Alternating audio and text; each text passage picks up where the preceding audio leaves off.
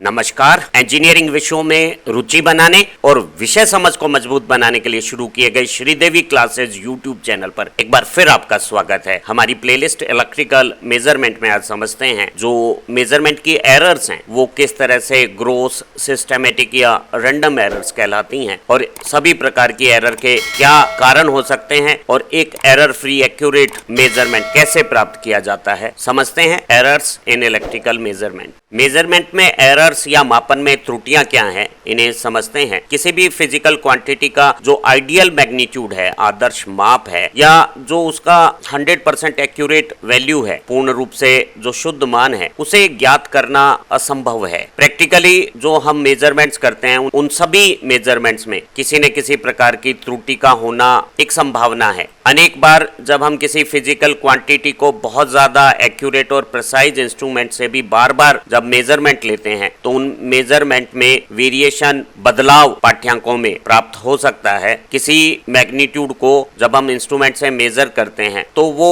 समान परिस्थितियों में समान फिजिकल क्वांटिटी एक कंसिस्टेंट वैल्यू के आसपास कुछ वेरिएशंस रखती हैं और ये वेरिएशन एरर्स या त्रुटियों के कारण है। किसी मापन प्रक्रिया में त्रुटि से हमारा जो अर्थ है वो किसी मेजरिंग इंस्ट्रूमेंट का जो पढ़ा हुआ पाठ्यांक है और उस फिजिकल क्वांटिटी की जो आइडियल ट्रू यथार्थ वैल्यू है, इन दोनों का जो डिफरेंस है वो त्रुटि है। अर्थात मापी जाने वाली राशि के मापे गए पाठ्यांक और इच्छित सत्य या जो यथार्थ ट्रू मान है उनका जो डिफरेंस है वो एरर है। एक मापन को एक्यूरेट तभी समझा जा सकता है जब उसमें एरर्स कम हो या एरर एक लिमिट के अंदर रहे। अगर किसी मेजरमेंट में एरर की लिमिट 2% तय की गई है तो अगर 2% त्रुटि की परिसीमा है तो हम अगर किसी यथार्थ मान 100 को 102 या 98 के बीच की परास में मापे तो ये मापन स्वीकार्य है। अगर इसी मापन का परिणाम 102 से ज्यादा, 100 के 2% से ज्यादा या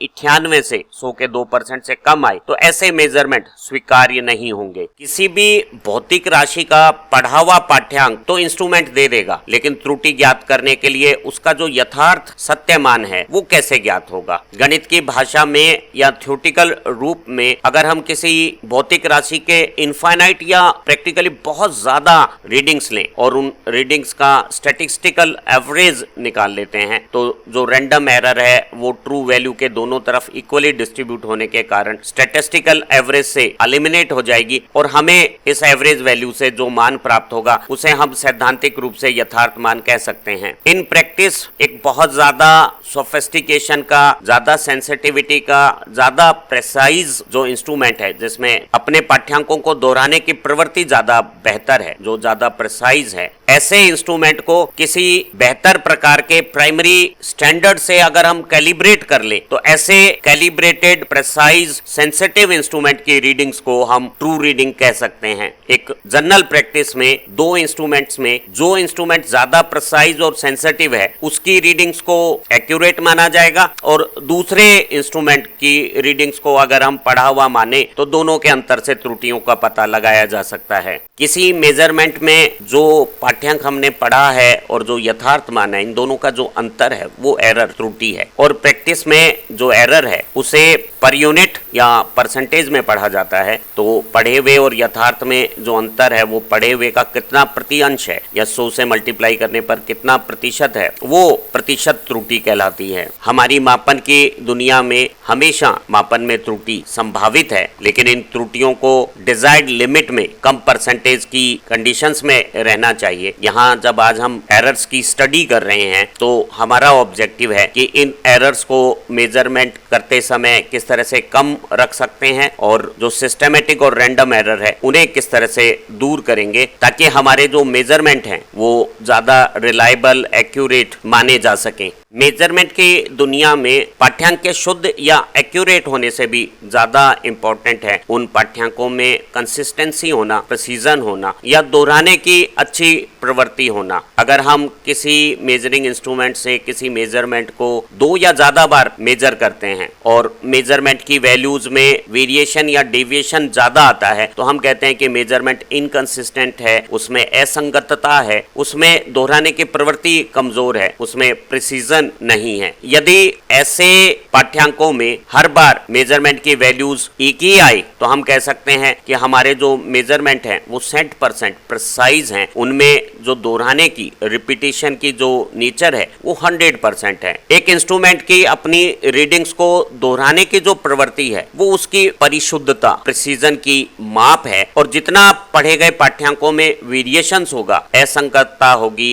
इनकंसिस्टेंसी होगी, हम कहेंगे इंस्ट्रूमेंट का प्रिसीजन, परिशुद्धता उतनी ही कम है। यहाँ इस इच्छित एक्यूरेट डिजायर्ड वैल्यू के लिए सारे पाठ्यांक एक नजदीक मान के वेरिएशंस के साथ हैं, तो हम कहेंगे कि ये जो पाठ्यांक हैं वो न केवल सत्य मान के नजदीक एक्यूरेट हैं बल्कि इनमें कंसिस्टेंसी भी है, संगतता भी है, दोहराने की प्रवृत्ति भी है, तो ये परिशुद्ध प्रिसाइज भी हैं। तो ये शुद्ध और परिशुद्ध दोनों हैं। यहाँ रीडिंग डिजायर्ड मान के पास तो है लेकिन इन रीडिंग्स में वेरिएशंस हैं, तो ये एक्यूरेट तो कही जा सकती है लेकिन प्रिसाइज नहीं कही जा सकती। वहीं इस तीसरे उदाहरण में हमें इच्छित मान सेंटर वैल्यूज का यहाँ चाहिए था, हमारी रीडिंग्स एक स्मॉल डेविएशंस के साथ इच्छित से डिफरेंट वैल्यूज पर आ रही हैं, और इस तरह की रीडिंग्स हैं वो भले ही शुद्ध से दूर त्रुटि वाली, एक्यूरेट नहीं है, लेकिन इनमें कंसिस्टेंसी है, दोहराने की प्रवृत्ति है, तो ये रीडिंग प्रिसाइज है भले ही एक्यूरेट नहीं है। और अगर हम कैलिब्रेशन कर लेते हैं और ये जो एरर है, सिस्टमेटिक एरर, इसकी जानकारी हमें प्राप्त हो जाती है, तो अंशांकन से इस तरह के प्रिसाइज इंस्ट्रूमेंट की एक्यूरेसी को भी मेंटेन किया जा सकता है। वहीं इस चौथे उदाहरण में हमें इच्छित डिजायर्ड सेंटर वैल्यूज के पास रीडिंग चाहिए थी, लेकिन रीडिंग्स में डेविएशंस भी ज्यादा है, एरर्स भी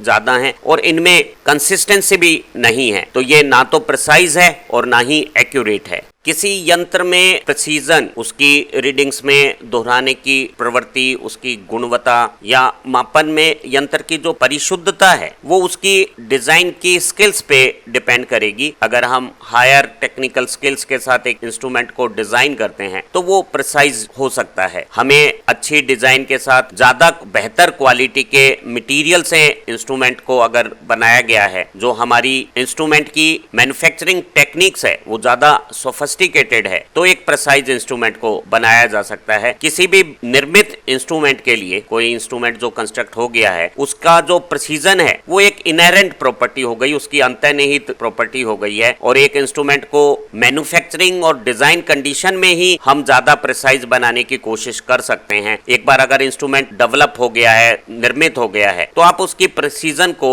उसकी परिशुद्धता को बाद में सुधार नहीं सकते हैं। एक मेजरमेंट में सेंटर वैल्यू के पास कम एरर के साथ मेजरमेंट करना उतना इंपॉर्टेंट नहीं है, वरन कंसिस्टेंसी के साथ स्मॉल वेरिएशंस के साथ लगातार छोटे दायरे में अंतर रखने वाले दोहरान के साथ मेजरमेंट करना ज्यादा इंपॉर्टेंट है, क्योंकि ऐसी स्थितियों में हम कैलिब्रेशन से एरर का पता लगा के एक्यूरेसी को तो इंप्रूव कर सकते हैं, लेकिन अगर एक इंस्ट्रूमेंट प्रिसाइज नहीं है तो उसके प्रिसीजन को इंप्रूव करना संभव नहीं है। एक अच्छा प्रिसीजन इंस्ट्रूमेंट की रिलायबिलिटी, विश्वसनीयता को बढ़ाता है, और अगर उसे ठीक से कैलिब्रेट कर ले तो हम एक्यूरेसी को भी प्राप्त कर सकते हैं, और ऐसे इंस्ट्रूमेंट जो प्रिसाइज हैं, कैलिब्रेटेड हैं, उन्हीं के पाठ्यांकों पर हम यकीन करते हैं, उन्हें ही हम रिलायबल मानते हैं। मेजरिंग इंस्ट्रूमेंट के मेजरमेंट डायनामिक और स्टैटिक दो कैरेक्टरिस्टिक रखते हैं। डायनामिक कैरेक्टरिस्टिक गतिक अभिलक्षण समय के साथ तेजी से क्षणिका रूप लेते हुए परिवर्तित हो सकते हैं, वहीं जो स्टैटिक कैरेक्टरिस्टिक है, स्थैतिक अभिलक्षण है मेजरिंग इंस्ट्रूमेंट के,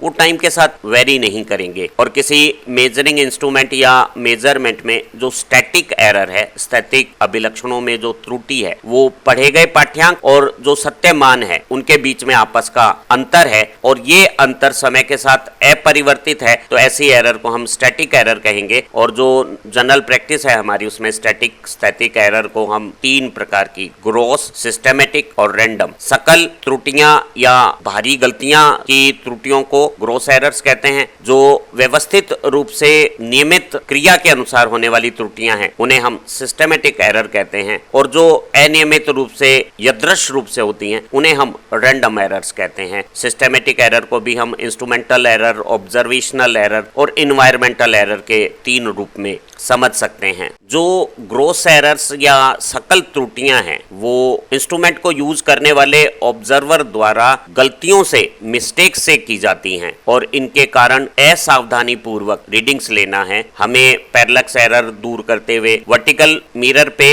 इमेज के रिफ्लेक्शन को मैच करके रीडिंग को पढ़ना चाहिए था, लेकिन अगर हम किसी एंगुलर डेविएशन से रीडिंग को पढ़ेंगे तो वो ट्रू वैल्यू से कम नेगेटिव एरर के साथ या ज्यादा पॉजिटिव एरर के साथ रीडिंग्स हो सकती हैं। हमें इंस्ट्रूमेंट शुरू करने से पहले बिना एक्साइटेशन के उसकी जो इंडिकेशन 0 पे रहनी चाहिए, उसे जो एडजस्टिंग स्क्रू है उनकी मदद से एडजस्ट कर लेना चाहिए। अगर इस तरह के 0 एडजस्टमेंट नहीं करेंगे तो हमारी रीडिंग्स में हमारी नेग्लिजेंस से ग्रोस एरर आ जाएगी। अनेक इंस्ट्रूमेंट को वर्टिकल, हॉरिजॉन्टल या किसी पर्टिकुलर एंगुलर पोजीशन में एडजस्ट करके ही रीडिंग ली जाती हैं। अगर उनका प्रॉपर सही तरीके से एडजस्टमेंट नहीं किया गया तो वो इंस्ट्रूमेंट भी रीडिंग्स में एरर दे सकते हैं। किसी इंस्ट्रूमेंट को इलेक्ट्रिक सर्किट में कनेक्ट करते समय कनेक्शंस गलत करने से भी रीडिंग्स में इस तरह की ग्रोस मिस्टेक वाली एरर आ सकती है। इंस्ट्रूमेंट को लापरवाह तरीके से इस्तेमाल करना या लापरवाह तरीके से रीडिंग को ऑब्जर्व और रिकॉर्ड करने से जो ग्रोस एरर्स आती हैं, इन्हें आप मैथमेटिकल मेथड से दूर नहीं कर सकते हैं। इन त्रुटियों को हटाकर एक्यूरेट मेजरमेंट्स पता नहीं कर सकते हैं। इन्हें केवल मेजरमेंट लेते समय ज्यादा केयरफुल फंक्शन से ही दूर किया जा सकता है। रीडिंग को लेते समय, रिकॉर्ड करते समय और किसी दूसरे को बताते समय पूरी सावधानी इस्तेमाल करनी चाहिए। इंस्ट्रूमेंट को सही तरीके से कनेक्ट और अलाइन करना चाहिए। अक्सर इस तरह की जो ग्रोस एरर्स हैं वो हमारी रूटीन जो रीडिंग्स है उनसे बहुत ज्यादा डिविएटेड हो सकती हैं। तो इस तरह की जो एनामोलस अलग तरह की जो रीडिंग्स हैं वो अगर मेजरमेंट में दिखती है तो इन्हें हमें अंतिम परिणामों से हटाकर ये मानते हुए कि ये किसी ग्रोस एरर या नेग्लिजेंस की रीडिंग्स है, हम कुछ हद तक ग्रोस एरर्स को या हमारी मेजरमेंट में जो भारी भूल हमने ब्लंडर्स किए हैं उनसे बचा जा सकता है। लेकिन ग्रोस एरर्स हैं वो सामान्य गलतियां नहीं हैं, वो बहुत असामान्य बातें हैं। ये इंस्ट्रूमेंट को गलत एडजस्ट करने से, मैथमेटिकल कैलकुलेशन में एरर करने से, मेजरमेंट या रिकॉर्ड करते समय लापरवाही बरतने से आती हैं और इन्हें अगर हमें कम रखना है, मेजरमेंट को ज्यादा विश्वसनीय बनाना है तो इस तरह की सकल ग्रोस गलतियों वाली त्रुटियों को कम रखने के लिए रीडिंग्स लेते समय, इंस्ट्रूमेंट का इस्तेमाल करते समय हमें ज्यादा केयरफुल, सावधानी से वर्क करना चाहिए। एक दूसरी प्रकार की जो स्टैटिक त्रुटि है, स्टैटिक एरर है, वो सिस्टमेटिक एरर, नियमित या व्यवस्थित त्रुटि है। हमारे मेजरमेंट में किसी खास कायदे कानून के कारण मेजरमेंट में जो त्रुटियां आती हैं वो त्रुटियां ट्रू वैल्यू से एक फिक्स्ड एरर मेंटेन करते समय, ऐसी सिस्टमेटिक एरर वाली जो मेजरमेंट्स हैं वो एक रेगुलर कंसिस्टेंट तरीके से ट्रू वैल्यू से कोई डेविएशन बनाती हुई नियमित रूप से आने वाली नियमित या व्यवस्थित त्रुटियां कहलाती हैं। इन्हें हम सिस्टमेटिक त्रुटियां, सिस्टमेटिक एरर कहते हैं। वहीं जो इनसे विपरीत जो रैंडम नेचर की एरर्स होती हैं वो बहुत ज्यादा इनकंसिस्टेंट तरीके से हमारी डिजायर्ड वैल्यू के दोनों तरफ अव्यवस्थित रूप से बिखरी हुई होती हैं, इन्हें हम रैंडम एरर कहते हैं। वहीं जो सिस्टमेटिक एरर की जो रीडिंग्स है वो बहुत कंसिस्टेंसी के साथ एक ही जगह पे कंसंट्रेटेड, नियमित, व्यवस्थित होती हैं। इस तरह के पाठ्यांकों से जो एरर आती है उन्हें हम सिस्टमेटिक एरर कहते हैं। ये जो नियमित, व्यवस्थित सिस्टमेटिक एरर्स हैं वो दो तरह की हो सकती हैं। वो इंस्ट्रूमेंट के इस्तेमाल की एरर, इंस्ट्रूमेंटल एरर हो सकती हैं और वो इंस्ट्रूमेंट के चारों तरफ के वातावरण की इन्वायरमेंटल एरर भी हो सकती हैं। जो इंस्ट्रूमेंटल टाइप की सिस्टमेटिक एरर होती हैं, उपयंत्र की जो त्रुटियां होती हैं, वो हमारे मेजरिंग इंस्ट्रूमेंट की जो मैकेनिकल स्ट्रक्चर है, यांत्रिक संरचना है, उनके कारण हो सकती हैं। जैसे हमारे इंस्ट्रूमेंट की जो बियरिंग्स हैं, जो मूविंग मैकेनिज्म में फ्रिक्शन को कम रखने का काम करती हैं, वो अगर घिस जाती हैं, उनमें घर्षण बढ़ जाता है तो हमारी एरर्स मेजरमेंट में दिखने लगती हैं और इस तरह की एरर को हम इंस्ट्रूमेंटल एरर कहेंगे। हम कंट्रोल के लिए जो फॉस्फोर ब्रॉन्ज की स्पाइरल स्प्रिंग का इस्तेमाल करते हैं, उसमें अगर टेंशन में इरेगुलरिटीज आ जाती हैं, कोई चेंजेस आ जाते हैं, हमने अगर उसको गलत तरीके से इस्तेमाल किया है तो उसकी स्टिफनेस कोफिशिएंट में कोई चेंजेस आ गए हैं, उसे बहुत ज्यादा खींच दिया गया है, स्ट्रेचिंग कर दी गई है, तो भी स्प्रिंग के स्टिफनेस कोफिशिएंट में चेंजेस आ सकते हैं। इस प्रकार की जो इंस्ट्रूमेंटल एरर्स हैं उन्हें अगर हमें मेजरमेंट के फाइनल आंसर में दूर करना है तो हमें एक इंस्ट्रूमेंट को रेगुलर इंटरवल में स्टैंडर्ड दूसरे इंस्ट्रूमेंट से कैलिब्रेट कर लेना चाहिए और कैलिब्रेशन से जो एरर ऑब्जर्व हो रही है उन्हें मैथमेटिकल एनालिसिस से इस्तेमाल करते हुए एरर वाले रीडिंग को एरर हटाकर ट्रू रीडिंग्स बनाई जा सकती है। इंस्ट्रूमेंटल एरर कम रखने के लिए हमें इंस्ट्रूमेंट को ओवरलोड ओवर स्ट्रेस नहीं करना चाहिए, उसे जो उसकी मेजरिंग रेंज है उसी में इस्तेमाल करना चाहिए। हमारे एनालॉग इंडिकेटिंग इंस्ट्रूमेंट में इंस्ट्रूमेंटल एरर को कम रखने के लिए रीडिंग्स को फुल स्केल के नजदीक लेना पसंद किया जाता है। एक इंस्ट्रूमेंट के लगातार आउटडोर एप्लीकेशंस के दौरान धूल और गंदगियां उसके अंदर आ सकती हैं और वो अलग अलग जगहों पर डिपोजिशन बनाकर उसकी सेंसिटिविटी को कम कर सकती है, उसके मेजरमेंट में एरर पैदा कर सकती हैं। तो ऐसी जो इंस्ट्रूमेंटल सिस्टमेटिक एरर होती हैं उन्हें हम किसी स्टैंडर्ड इंस्ट्रूमेंट से हमारे इंस्ट्रूमेंट के कैलिब्रेशन करके कंपैरिजन से दूर कर सकते हैं और जो कैलिब्रेशन से एरर्स की मैग्नीट्यूड्स आ रही हैं उन्हें मेजर्ड वैल्यूज के साथ एडजस्ट करके हम ट्रू वैल्यूज को पता लगा सकते हैं। इंस्ट्रूमेंट को इस्तेमाल करते समय उसे ओवरलोड नहीं करना चाहिए, ज़्यादा स्ट्रेस नहीं डालनी चाहिए। उसे अगर हम प्रॉपर रेंज में इस्तेमाल करेंगे, सर्किट को सही तरीके से कॉन्फ़िगरेट करेंगे तो सिस्टमेटिक एरर को कम रखा जा सकता है। जो इन्वायरमेंटल टाइप की सिस्टमेटिक एरर्स है, पर्यावरण के कारण कोई व्यवस्थित नियमित त्रुटियां जो होती हैं, इन्हें हम बाह्य व्यवस्थाओं के कारण या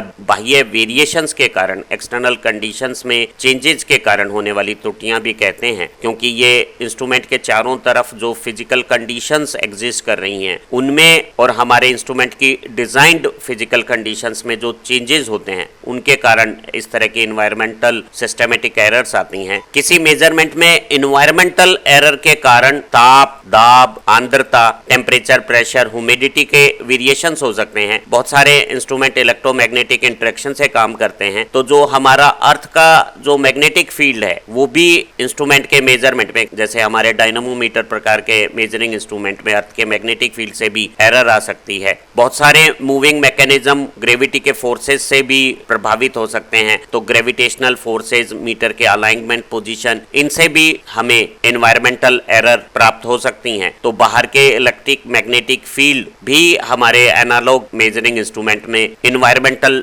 नेचर की एरर पैदा करते हैं। सभी प्रकार के इन्वायरमेंटल एरर में जो टेम्परेचर के इफेक्ट से जो एरर्स आती हैं वो ज्यादा महत्वपूर्ण हैं। हमारे मेजरिंग इंस्ट्रूमेंट के अलग अलग सब कंपोनेंट में टेम्परेचर के कई प्रकार के असर हो सकते हैं। जैसे हमारी करंट कैरिंग कॉइल्स हैं, इनके रेजिस्टेंस टेम्परेचर के साथ बदल सकते हैं। बहुत सारे हमारे कंपोनेंट जैसे कंट्रोल स्प्रिंग है, उसकी लेंथ और दूसरे फिजिकल कंपोनेंट अपनी डायमेंशन टेम्परेचर चेंज के कारण चेंज कर सकते हैं। जो स्प्रिंग का स्टिफनेस कोएफिशिएंट है, एटन स्थिरांक है, वो भी ताप से बदल सकता है। इंस्ट्रूमेंट में अगर कोई परमानेंट मैग्नेट का इस्तेमाल किया गया है तो स्थायी चुंबक के चुंबकत्व में भी, मैग्नेटाइजेशन में भी अंतर आ सकता है। जो मूविंग आयरन इंस्ट्रूमेंट है उनमें आयरन पीसेज की परमेबिलिटी भी टेम्परेचर के कारण चेंज हो सकती है, तो उनमें भी मैग्नेटाइजेशन में अंतर आ सकते हैं। तो ताप से अनेक प्रकार के प्रभाव हमारे मेजरमेंट पे आते हैं। इंस्ट्रूमेंट की एनवायरमेंटल सिस्टमेटिक एरर को दूर करने के लिए उसका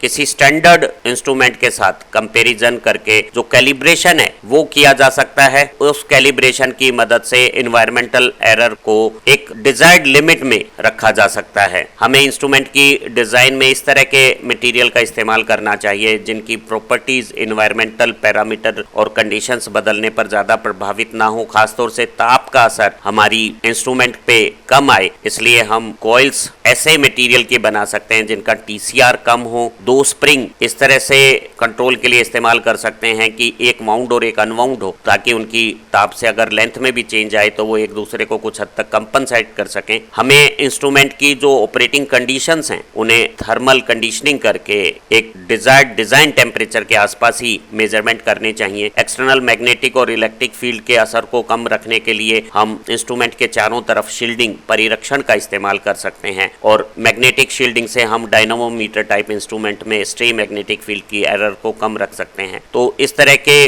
प्रोविजन जिसमें बेहतर material selection, temperature conditioning, design में वेरिएशंस और शील्डिंग का इस्तेमाल करके हम एनवायरमेंटल एरर को काफी हद तक कम कर सकते हैं और कैलिब्रेशन से एनवायरमेंटल एरर की लिमिट्स को भी चेक किया जा सकता है। अगर हम सभी प्रकार के नियमित व्यवस्थित सिस्टमेटिक एरर को मेजरमेंट से कैलिब्रेशन करके दूर कर देते हैं तो उसके बाद भी जो हमारी ऑब्जर्वेशन रीडिंग्स में जो एरर बची रहती हैं उन्हें हम रैंडम या अवशिष्ट त्रुटियां, यादृच्छिक त्रुटियां कहते हैं। ये जो रेजिडुअल एरर्स हैं, अवशिष्ट त्रुटियां हैं रैंडम या यादृच्छिक नेचर की, इनके अनेक कारण हो सकते हैं और इनमें से बहुत सारी त्रुटियां और उनके कारण हमें कभी ज्ञात नहीं होंगे। इन त्रुटियों को हम किसी पर्टिकुलर तरीके से क्लासिफाई भी नहीं कर सकते हैं और अगर ये रैंडम एरर्स हैं, वो इरेगुलर तरीके की डेविएशंस रखती हैं तो हम इन्हें समाप्त भी नहीं कर सकते हैं, इनके कोई करेक्शंस भी नहीं कर सकते हैं। इस तरह की रैंडम, यादृच्छिक या रेजिडुअल अवशिष्ट त्रुटियों पर मेजर करने वाले व्यक्ति का, ऑपरेटर का या एक्सपेरिमेंटल का प्रयोग करने वाले व्यक्ति का कोई कंट्रोल नहीं है, क्योंकि ये बहुत सारे अननोन माइक्रो पैरामीटर्स के कारण हो सकती हैं जिन्हें हम समझकर त्रुटियों को दूर भी नहीं कर पाएंगे। सौभाग्य से अगर बहुत ज़्यादा मेजरमेंट किए जाएं और जो ग्रोस नेग्लिजेंस की एरर्स हैं उन्हें इनकंसिस्टेंसी के आधार पर अगर दूर कर दिया जावे तो हम पाते हैं कि जो रैंडम यादृच्छिक त्रुटियां हैं वो प्रायिकता के नियम के अनुसार किसी मापन के वास्तविक मान के दोनों तरफ अधिक और कम मान के साथ पॉजिटिव और नेगेटिव एरर्स या डेविएशंस के साथ इक्वल डिस्ट्रीब्यूटेड बराबर प्रकार की वितरण रखती है और इन एरर को हम एनालाइज करके दूर कर सकते हैं। जब हम प्रोबेबिलिटी के जो नियम हैं उनका इस्तेमाल करते हैं तो रैंडम एरर के इफेक्ट को कम करने के लिए अधिक संख्या में ऑब्जर्वेशंस की रीडिंग्स लेनी चाहिए और फिर उनका जो हिस्टोग्राफ बनता है उसका स्टैटिस्टिकल एवरेज लेने पर हमें रैंडम एरर से फ्री रीडिंग्स प्राप्त हो जाएंगी और उस रीडिंग के साथ जो सिस्टमेटिक एरर है उसका कैलिब्रेशन से जो करेक्शन हुआ है वो करेक्शन करने पर ट्रू वैल्यू भी पता लग जाती है। उम्मीद है आज की इस लर्निंग वीडियो से इलेक्ट्रिकल मेजरमेंट में एरर के क्या कारण हैं, ग्रोस एरर क्या होती हैं, सिस्टमेटिक एरर के जो दो रूप हैं एनवायरमेंटल और इंस्ट्रूमेंटल वो क्या नेचर रखते हैं, रैंडम एरर्स क्या होती हैं, इनके बारे में आपकी समझ बेहतर बनी होगी और परीक्षाओं में आने वाले प्रश्न भी आप ज्यादा कॉन्फिडेंस से कर पाएंगे। हमारी इसी प्लेलिस्ट की दूसरी वीडियो से आपका electrical measurement subject definitely improve होगा और दूसरी प्लेलिस्ट आपकी इलेक्ट्रिकल इंजीनियरिंग समझ को शार्प बनाएगी। आप अच्छा पढ़ें, तरक्की करें। Have nice time. फिर मिलेंगे एक नई लर्निंग वीडियो के साथ। Thank you very much.